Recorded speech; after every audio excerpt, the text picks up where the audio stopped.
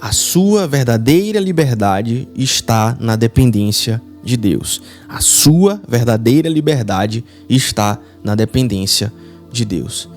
Paz, graça e bem a todos. Eu quero saudar a todos com a paz de Deus. Eu quero dizer para você que você é muito bem-vindo aqui. Eu quero te agradecer porque você está aqui comigo neste momento para mais um devocional. Eu sou o pastor Rick Galúcio e antes de mais nada eu quero pedir que você respire fundo, agradecendo porque esse fôlego de vida vem de Deus, vem das mãos do Senhor e que Ele é o autor e sustentador da sua vida. E eu quero pedir que você compartilhe, se puder e quiser também, este devocional com pessoas que podem estar precisando. Manda no WhatsApp, manda no status do WhatsApp, coloca o link no stories do Instagram também. E vamos para mais um devocional de hoje. A sua verdadeira liberdade está na sua dependência de Deus. O texto que nós iremos ler hoje está ali em Atos, capítulo 17, versículo 28, que diz assim: pois em Deus vivemos, nos movemos e existimos. Nele, em Deus, vivemos, nos movemos e existimos. O apóstolo Paulo, então, está nesta situação, no meio de uma cidade extremamente idólatra e filosófica. Era a cidade de Atenas. E então Paulo se levanta no meio do Areópago, que é o centro da discussão cultural daquela cidade, o lugar mais importante da cidade, onde as ideias que dirigiam a vida do povo eram formadas, e Paulo vai até aquele lugar e ele diz que em Deus vivemos, nos movemos e existimos. E para que nós entendamos a profundidade deste texto, nós precisamos entender que para os gregos, que era a audiência de Paulo naquele momento, Paulo estava falando para os gregos. Para esses gregos, Deus era um cara distante. Ele era uma pessoa, Deus seria uma pessoa impessoal. Um Deus que talvez até poderia ser todo-poderoso, mas que não estava muito interessado nos interesses dos homens. Mas então Paulo ele vai quebrar este senso comum dos gregos e vai dizer: não, Deus é um Deus pessoal. Deus é um Deus que se envolve. E Deus é um Deus que, ao ser um Deus pessoal e um Deus que se envolve, ele sustenta todas as coisas. Então Paulo vai dizer que Deus não apenas cria todas as coisas, mas que Deus está ativamente presente em cada respiração, cada passo e cada pensamento.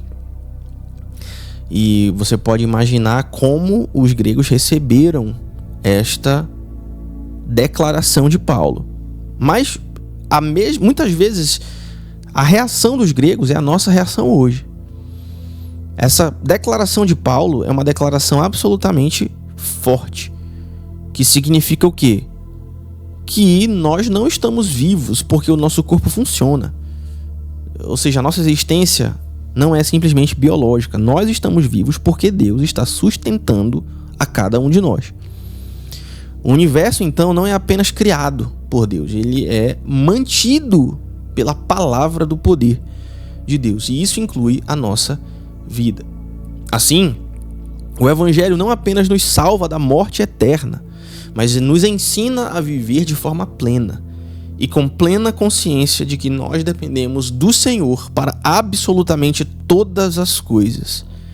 A dependência, então, longe de ser uma fraqueza, é o lugar onde a verdadeira liberdade floresce.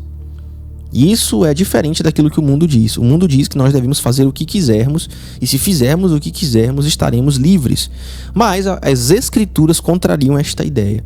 E para as Escrituras, a dependência não é fraqueza, mas a verdadeira liberdade está justamente na dependência. Agora, o primeiro ponto que eu queria trazer para você aqui é a cultura da autossuficiência. A cultura da autossuficiência, e aqui eu já quero dizer que isso é uma coisa ruim, né? Um dos principais pecados da nossa geração é a autossuficiência. E é uma autossuficiência que muitas vezes aparece com uma roupagem legal. É uma autossuficiência muitas vezes disfarçada de responsabilidade. Nós aprendemos ao longo da nossa vida que a força está em ser independente.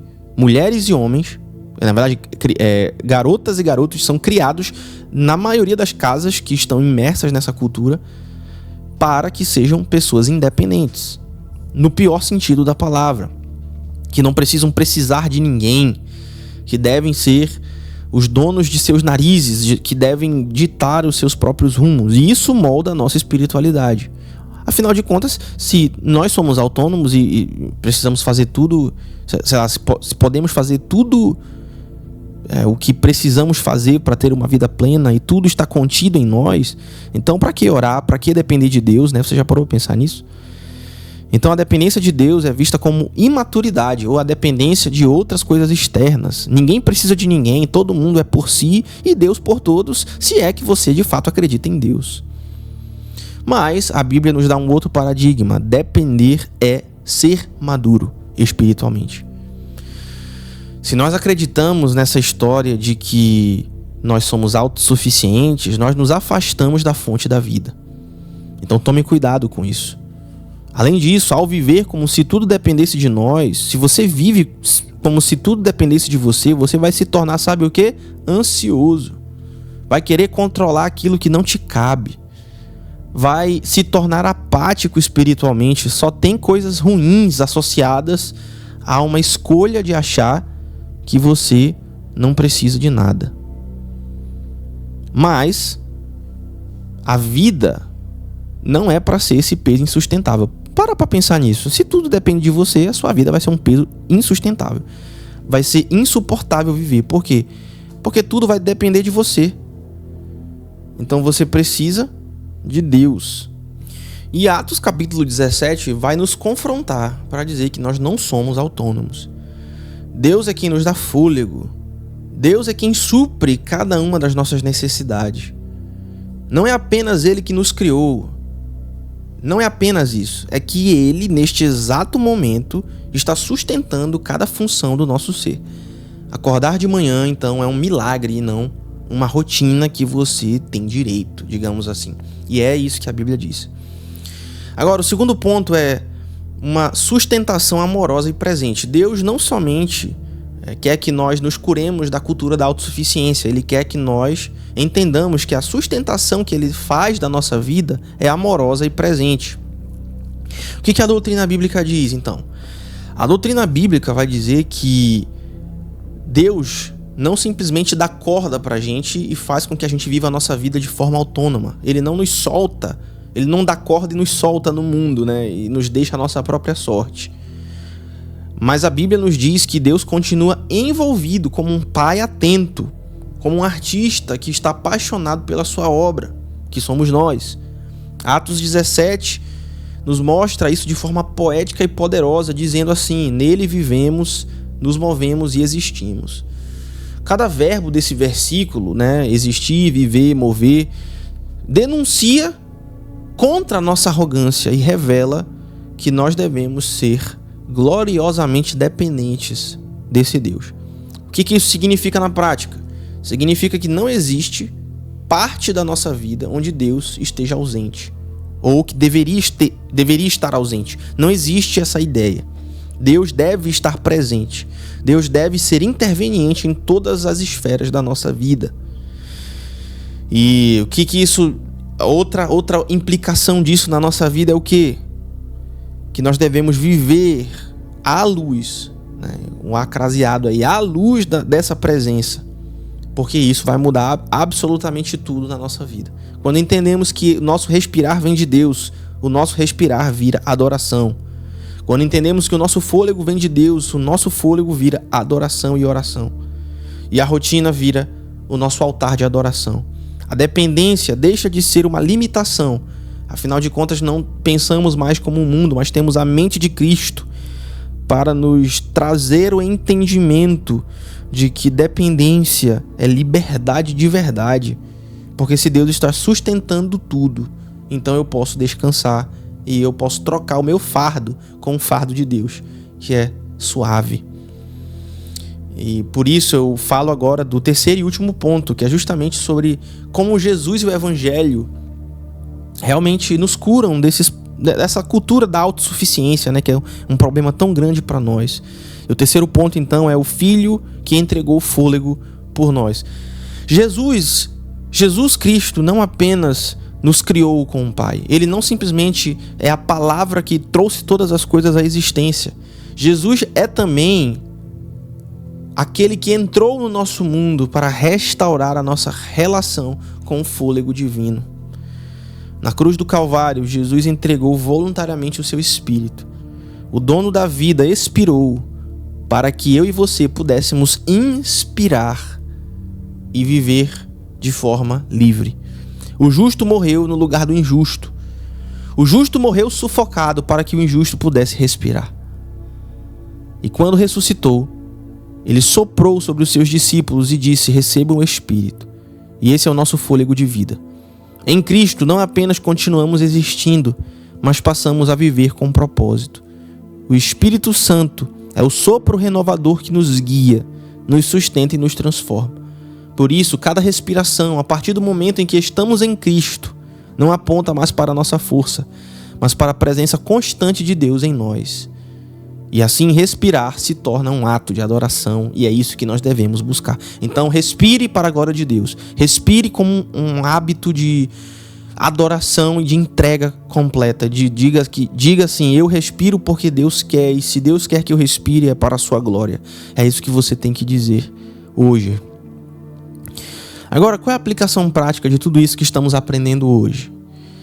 Existem, geralmente, assim como sempre temos aqui no devocional, algumas implicações práticas. Em primeiro lugar, você deve realmente refletir sobre áreas da sua vida e situações na sua vida onde você tenta viver como se tudo dependesse de você.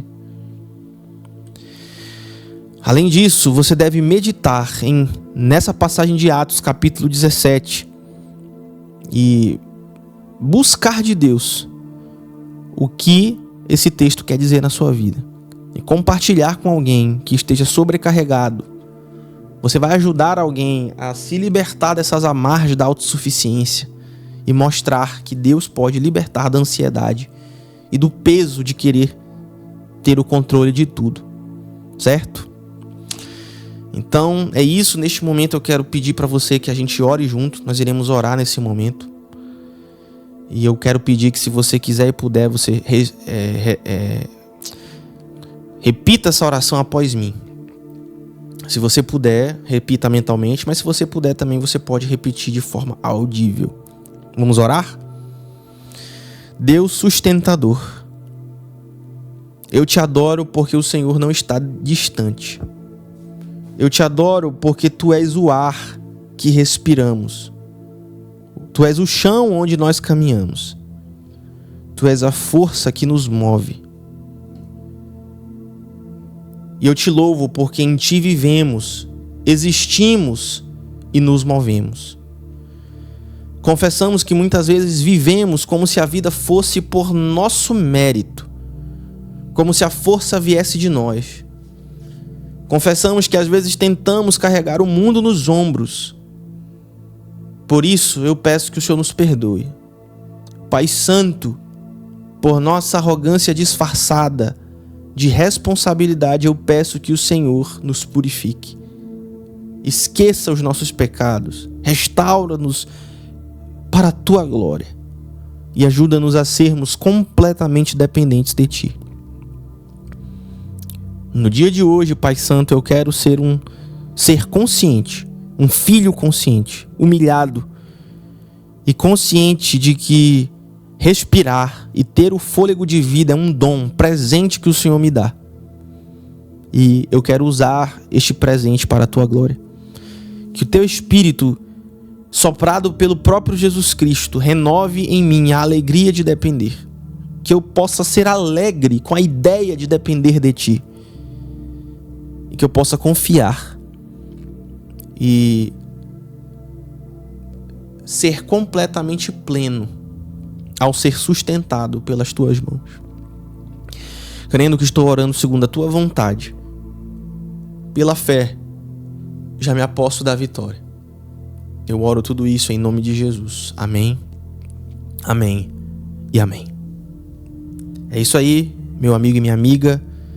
Manda este devocional para alguém. Eu espero que você tenha sido muito abençoado. Muito obrigado por estar aqui comigo todas as manhãs e que na verdade, geralmente de segunda a sexta, né? E que Cristo possa ser tudo em ti. Dependa dele, viva por ele, deixe de ser autossuficiente e se entregue completamente a ele.